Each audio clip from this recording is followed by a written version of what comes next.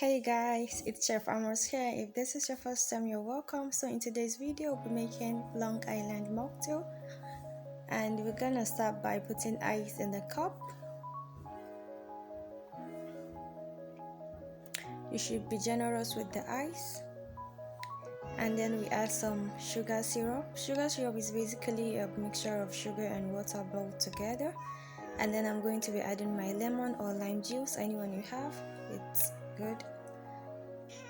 Then I will add a lime slice, just a garnish, and then I will top it off with Coca-Cola.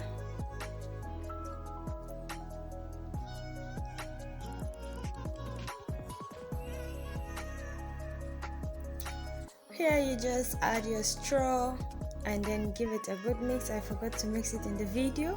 And then that's how you make your Long Island mocktail. This mocktail is very refreshing and it has a totally different taste from the normal Coca-Cola drink. So give this a try. I'm sure you will love this. Surprise your husband, your siblings, your parents, organize a picnic or anything you would like to. Don't forget to subscribe and follow me on my other social media platforms. Thank you. I will see you in the next video. Bye.